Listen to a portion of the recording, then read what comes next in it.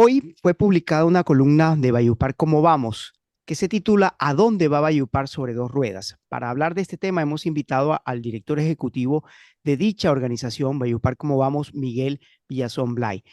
Miguel, bienvenido a Punto de Vista, muy buenas tardes. Andrés, muchísimas gracias por tu invitación y muy contento de estar nuevamente aquí en tu programa. Cuéntanos, Miguel, en esta columna ustedes plantean la problemática que existe en Valledupar sobre el tema de las motocicletas, que es el principal medio de transporte de los vallenatos. Más del 50% de los vallenatos usan la motocicleta para desplazarse, pero así como es un medio de transporte, también es un medio que genera problemas. Y últimamente usted ha visto las noticias, hemos registrado hechos luctuosos, tenemos un alto índice de siniestralidad. ¿Cómo están viendo ustedes la situación de Valledupar? Desde Valledupar, ¿cómo vamos el problema de las motos en la ciudad? Andrés, definitivamente las motos se convirtieron en el principal medio de transporte de los vallenatos. Recordemos que el 50.5, como le decía, se mueve en moto, pero además de eso, en el transporte informal, lo que conocemos nosotros como el mototaxismo es el 9.7, si la memoria no me falla en este momento. Y eso hace que una gran cantidad de vallenatos esté utilizando ese medio de transporte que es bastante inseguro, que nos deja una cifra impresionante de, de que el 11% en el 2024 aumentaron los accidentes de accidentes de tránsito y dos de cada tres casos, un gran número de casos, son precisamente en moto.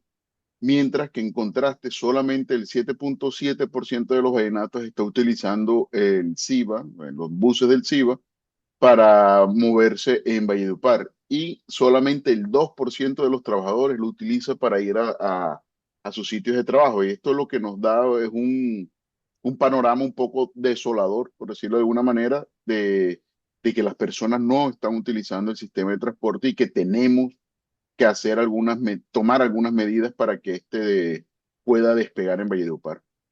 Miguel, ¿a qué atribuyen ustedes que las personas prefieran utilizar la moto con los riesgos que eso conlleva y no utilizar un sistema de transporte con bus que es seguro, que es con aire acondicionado, que es a gas, que es amigable con el medio ambiente? Es decir, ¿por qué los vallenatos prefieren la moto sobre los buses del SIVA? Nosotros estamos convencidos que la gente utiliza la moto por conveniencia. Es mucho más fácil. Lo recogen en la puerta de la casa, lo dejan en la puerta del destino donde está. Hay una mayor cantidad de disponibilidad de motos que de buses, evidentemente, y es mucho más conveniente. Además, que no se está haciendo ningún tipo de campaña por parte del municipio para combatir la informalidad en el transporte. Entonces, es una pelea desigual. Además, pues creemos también que el SIVA tiene algunas falencias importantes, como es el desconocimiento de las personas de las rutas que pueden utilizar para ir de un sitio a otro. La frecuencia con la que pasan los buses no son confiables cuando usted habla con las personas en la calle y seguramente a la emisora han llamado muchísimos vallenatos diciendo que demoran mucho los buses en pasar entre uno y otro. Entonces, eso y además de un sistema de pago que es un poco complicado, ya que se ha intentado el tema del pago electrónico y todavía le falta, es un tema de comunicación. O sea, no se está comunicando muy bien por parte del SIVA las rutas que están en uso, porque hay algunas que no están funcionando y esto hace que, obviamente, el desconocimiento hace que las personas no estén usando el transporte formal. Miguel, pero mire, comparemos Valledupar, usted sabe, con otras ciudades de la costa Caribe. El extremo último del mototaxismo es Sincelejo. Sincelejo es la capital mundial del mototaxismo. Es la ciudad de la costa Caribe que tiene, digamos, donde los sistemas de transporte público fracasaron. Allá la gente, más del 80% se transporta a través de motos y en mototaxismo. Pero tenemos al lado una ciudad como Montería, donde el mototaxismo es reducido, a pesar de que están muy cercanas. No han permitido los monterianos que el mototaxismo tenga ese arraigo que sí existe en Cincelejo. Podríamos decir que Valledupar está como en un punto intermedio entre Montería y Cincelejo e infortunadamente está tirando más hacia Cincelejo. ¿Qué podemos aprender de otras ciudades como Montería, incluso Barranquilla y Santa Marta, que han podido articular unos sistemas de transporte y le han, digamos, ganado la batalla al mototaxismo como transporte informal. ¿Qué recomendaciones en ese sentido harían ustedes desde Valledupar? ¿Cómo vamos al CIBA y a los vallenatos para tratar de tener un transporte público masivo y seguro? Porque el mototaxismo no lo es. Claro, Andrés, lo que pasa es que en esas ciudades como Montería o Barranquilla han tomado, digamos, la determinación de no dejar avanzar el mototaxismo y ponerle freno. ¿Cómo han hecho para ponerle freno? Lo han delimitado a unas zonas donde pueden entrar y a otras que no. Y eso se respeta y se hace con controles duraderos en el tiempo. Ya Valledupar lo hizo. En hace algunas administraciones, antes que el tema del mototaxismo se convirtiera en un tema político, el mototaxismo se controló en Valledupar y hubo muchísimas motos que salieron precisamente de Valledupar hacia Sincelejo y hacia otras ciudades a trabajar allá. Pero eso es lo que nos hizo en Valledupar cuando se terminó desafortunadamente esa administración y llegó otra, pues simplemente esos controles desaparecieron. Nosotros hemos hecho 6 recomendaciones que son muy difíciles, pero que son, digamos, fácil de tenerlas en cuenta. La primera es el articular con las autoridades acciones para combatir la informalidad. Es ponerse de acuerdo, no es simplemente crear una guerra contra el mototaxismo, sino delimitar algunos sitios donde ellos pueden operar y otras donde el sistema pueda entrar y operar con tranquilidad. Ser permisivos prolonga la crisis. Nosotros hemos sido permisivos y la crisis no se ha ido. El mototaxismo, al contrario, sigue creciendo. Ahora, como decía, no es solamente hacer la guerra, sino también ofrecer alternativas laborales a a los mototaxistas, porque no solamente basta con restringir, sino construir oportunidades. Eso se hizo precisamente en esa administración para poder generar oportunidades a los mototaxistas. Ahora, nadie quiere estar en una moto a sol y a agua trabajando cuando hay otras oportunidades de empleo. Ahora, también falta de comunicación del CIBA. Nosotros creemos que hay que revisar y reorganizar las rutas para poder que las personas sepan cuáles son las rutas y cuáles son las que les convienen. Yo le pregunto, Andrés, y podemos hacer hasta una encuesta en la emisora de cuántas personas han descargado la aplicación del CIBA y la utilizan, donde se ve por dónde va el bus y si, qué frecuencia tiene. Le aseguro que prácticamente nadie la está utilizando. Y también es la del escuchar al usuario. Cuando nos reunimos con el gerente del CIBA, él nos contaba que él y sus trabajadores habían notado, los choferes, que muchas de las personas que utilizaban el servicio eran personas ya de la tercera edad. Y claro, eso tiene una lógica. Son los más propensos y los que más miden el, el tema de seguridad. Entonces, nosotros creemos que esa combinación de factores pueden darle la oportunidad del CIBA de ser viable, porque tal como va, no es viable. Ahora, los sistemas de transporte en el mundo, ninguno es económicamente sostenible en el tiempo, pero hay que hacerlo que al menos tengan su punto de equilibrio. Y en Valledupar estamos bastante lejos. Cuando nos reunimos con ellos nos decían que recaudaban alrededor de 90 millones de pesos mensuales, semanales, cuando lo normal debería ser 300 millones de pesos. Entonces todavía estamos, imagínense, muy lejos de lograr la meta. Sí, eso crea un problema, una presión financiera muy grande sobre el sistema que podría llevarlo al colapso, lo cual, digamos, sería digamos, el peor de los mundos. Pero volviendo al tema de, digamos, de las propuestas y de poder sacar de estas conversaciones algo útil y es, ustedes hacen estas recomendaciones, ¿qué receptividad han tenido por parte de la actual gerencia del CIBA en cabeza de Jaime González Mejía? Jaime ha entendido el rol de Bayupar como vamos y que nosotros estamos es para ayudarlo y para tomar decisiones en base a datos.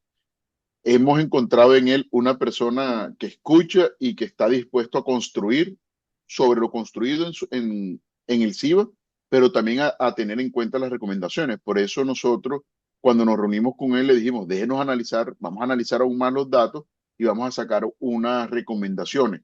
Estas recomendaciones, espero que él haya leído el artículo el día de hoy y tenga a bien recibir este tipo de recomendaciones para que las comencemos a poner en uso ahora. Estas responsabilidades, recordémoslo, no son solamente del CIBA. Acá hay una gran responsabilidad por parte de la administración y de la inexistente Secretaría de Tránsito que tenemos hoy, porque ellos tienen que mirar la forma de cómo combatir esta informalidad. Y hoy solamente se han dedicado a tomar fotos desde un carro con aire acondicionado a las personas que están infringiendo la norma de estar mal parqueado, pero no hacen ningún otro tipo de control.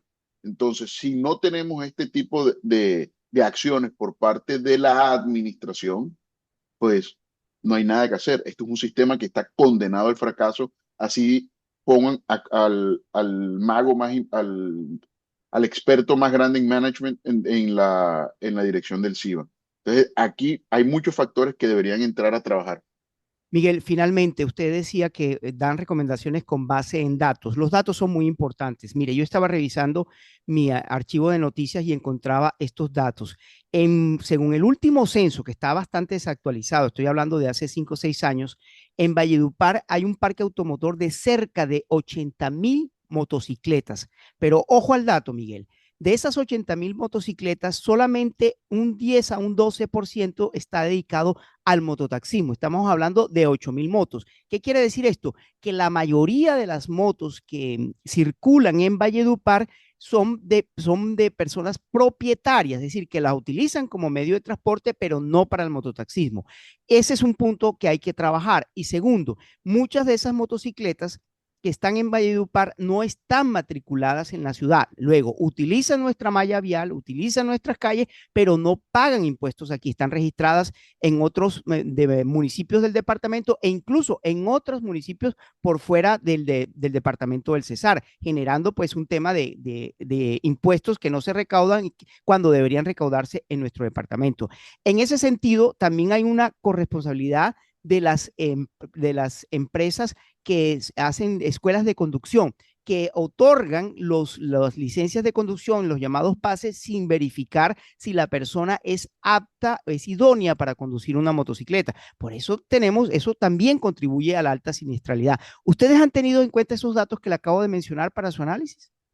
Sí, nosotros cuando nos reunimos con el CIBA le presentamos una cifra que casi el 90% de los vehículos que se matriculan en Valledupar son motos, pero además nos dábamos cuenta que cuando las motos que son utilizadas para el mototaxismo, que hablábamos más o menos del 9,7% de las motos, estas no cuentan con ningún tipo de seguro, ni SOAT, ni tecnomecánica, ninguno.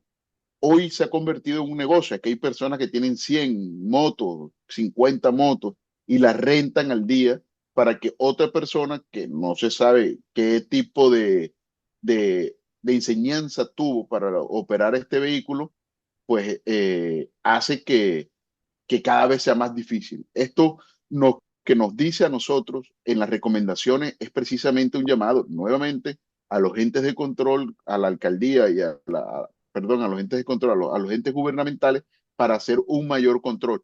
Claro, la gente, los trabajadores se movilizan en su moto, pero mire, fíjese que esas motos particulares, la mayoría tienen su seguro porque es el miedo de transporte de su familia. Tienen el SOT al día, tienen la tecnomecánica al día, tienen la tarjeta de propiedad a nombre de ellos. En cambio, el mototaxista no. Y si vemos en temas de seguridad, analizamos que la mayoría de los delitos, según los datos que nos entrega la policía, son cometidos en motocicletas. Usted lo reseñaba en el portal de Radio Guatapurí, donde hace pocos días una estudiante de la Andina fue objeto de un atraco que quedó filmado a la perfección. Y vemos que desafortunadamente ese es el modo operandi. Vemos las motos con las placas levantadas y lo más triste es que hay cero control por parte de las autoridades de tránsito, que siempre desafortunadamente buscan la vía fácil, que es la de los comparendos electrónicos. Miguel, muchas gracias por compartir estas reflexiones con punto de vista. Le deseamos un buen resto de tarde.